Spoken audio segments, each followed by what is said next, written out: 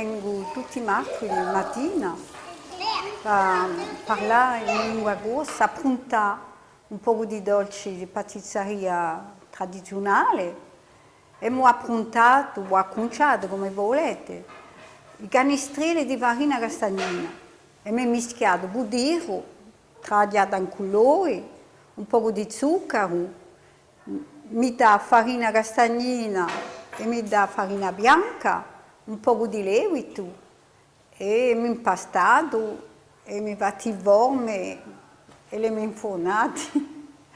Mi ho messo un pezzo di noce annanto e mi ho infornato e dopo i mangeranno, possa piaceranno. Allora, oggi abbiamo da conciare, ti capito? I canestrelli di farina castagnina. Allora, piano. Fa così. Fa così. Opla. Allez. Allez. Hop. L'eau. Hai visto? L'eau. Aspetta, ti aiuta un poco. Si chiama mischia l'eau. Un cubo di ro, D'accordo? Voilà. A terra un poco.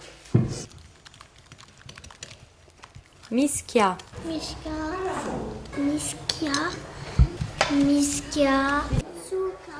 Allora, andiamo a mettere 100 grammi di zucchero.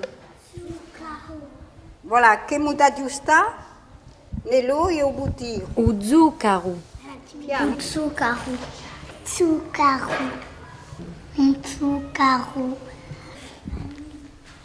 Cosa è sta fare? Farina. Sta fare farina di castagne. Allez, a te, stacci. Allez, a piano.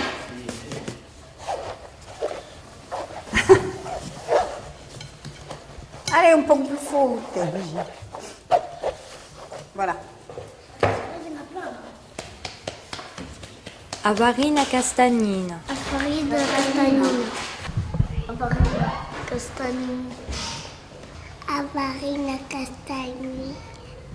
Ah no, bianca.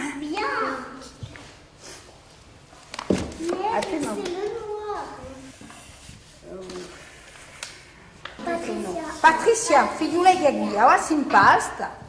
Ouais. Coucou Emma. Sta sempre.